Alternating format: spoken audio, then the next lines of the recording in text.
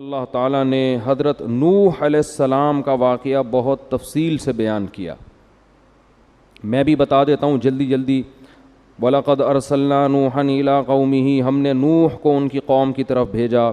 انہوں نے کہا میں تمہیں اللہ کے عذاب سے ڈراتا ہوں. لوگ کہنے لگے مَا نَرَاكَ إِلَّا بَشَرًا مِثْلَنَا آپ تو ہماری طرح کے انسان ہیں. وَمَا نَرَاكَ اتَّبَعَكَ إِلَّا الَّذِينَ هُمْ أَرَاذِلُنَا بَادِيَ الرَّأْيِ اور آپ کو جو فالو کرنے والے لوگ ہیں قوم کے غریب ترین لوگ ہیں. قوم کے غریب ترین, کوئی سردار مالدار آپ کے ساتھ نہیں ہے, خود بھی مسکین, پبلک بھی مسکین. تو یہ ہماری سمجھ میں نہیں آتا. وَمَا نَرَىٰ لَكُمْ عَلَيْنَا مِنْ فَضْلٍ ہم نہیں دیکھتے کہ آپ کو ہم پر کوئی فضیلت ہو. قال یا قوم حضرت نوح علیہ السلام نے کہا کہ دیکھو میں اپنے رب کی طرف سے دلیل پر ہوں, میری دلیل کو دیکھو, میری غربت کو مت دیکھو. اور کہنے لگے لا اسألکم علیہ مالا میں تم سے اس دین کی تبلیغ پر پیسوں کا مطالبہ نہیں کر رہا, اس میں میرا کوئی ذاتی مفاد نہیں ہے.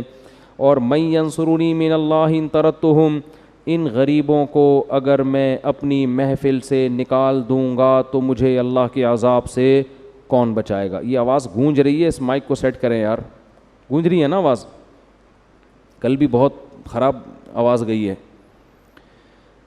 تو میں ان غریبوں کو اپنی محفل سے نہیں نکال سکتا.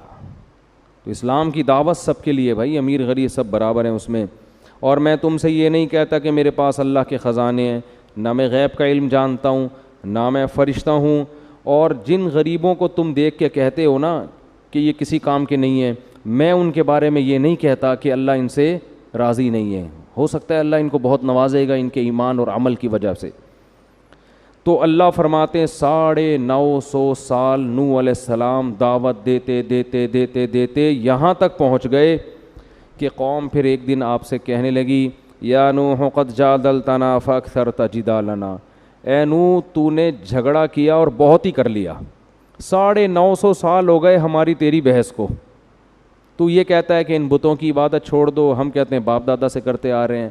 فاتنا بما تعیدنا اب تو جو ہم سے عذاب کا وعدہ کرتا ہے نا وہ لے آ, ان کنت من الصادقین اگر تو سچا ہے, اب دکھا دے, بہت ہو گیا, ہمیں تو کہیں نظر نہیں آتا.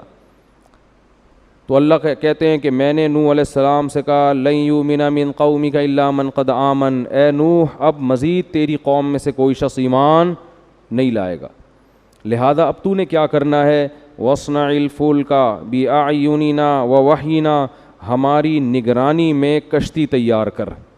دیکھو ایک بات خوب یاد رکھو, اللہ کا عذاب اس وقت آتا ہے جب لوگ اطمینان کر بیٹھتے ہیں کہ اب عذاب نہیں آئے گا.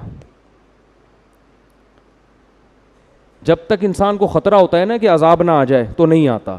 جہاں اطمینان ہوا کہ اب نہیں آئے گا تو قرآن سے پتہ چلتا ہے کہ اسی وقت آتا ہے. جب بھی انسان گناہ کرتا ہے نا اس کے مسلمان کے دل میں خوف ہوتا ہے کہ کوئی چھت نہ پھٹ جائے کہیں. یہ خوف اس کی علامت ہے کہ امید ہے ابھی توبہ کی مہلت ملے گی. لیکن جب مطمئن ہو گئے نا یار کب سے کر رہا ہوں گناہ, نہ آج تک چھت پھٹی ہے, نہ کوئی نقصان ہوا, کچھ بھی نہیں ہوا, تو بس سمجھ لو کہ اب تباہی کے دن آ گئے ہیں, کیونکہ غیب کا معاملہ ہے نا سارا. تو قوموں کے ساتھ بھی ایسے ہوتا تھا. قومیں شروع میں ڈرتی تھیں کہ عذاب نہ آ جائے تو پیغمبروں کی مخالفت تو کرتی تھیں لیکن اسے ایک لمٹ ہوتی تھی, ڈرتے بھی تھے. لیکن جس قوم کو بھی جب یہ ہوا نا کہ بھائی کوئی نہیں آ رہا, آپ کی باتیں ہی ہیں, آپ کے پاس عذاب نہیں ہے, تو پھر اللہ کا عذاب آتا ہے.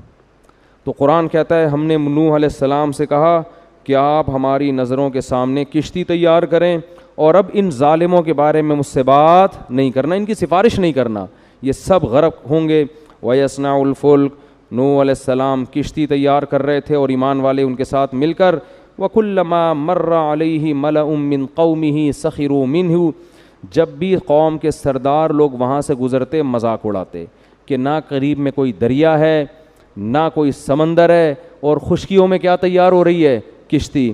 خوب اچھی طرح سمجھ لو یہ جو ہمارا ایجوکیٹڈ طبقہ ہے نا یونیورسٹیوں کا, یہ سمجھتا ہے کہ دلیل صرف کسی سائنٹیفک حقیقت کو ہی کہتے ہیں, کسی سچے کی خبر ان کی نظر میں دلیل نہیں ہوتی.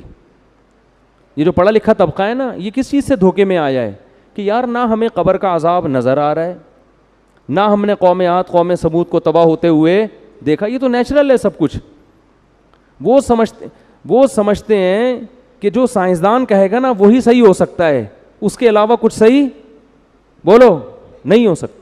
حالانکہ خبر جو ہے نا, خبر کسی سچے کی خبر, یہ خود ایک دلیل ہے. مثال کے طور پر دیکھو, میں نے شہیدوں کے خون کی خوشبو اپنی ناک سے سونگھی ہے, خدا کی قسم. سائنسدان مانے گا اس کو؟ میں اگر لمس یونیورسٹی میں جا کے بتاؤں کہ میں نے شہیدوں کی کئی مہینے پرانی لاشیں بھی محفوظ دیکھی اور ان کے خون میں خوشبو بھی دیکھی ہے, تو وہ کیا کریں گے؟ شاید کسی نے پرفیوم ڈال دیا, وہ یہ کہیں گے نا.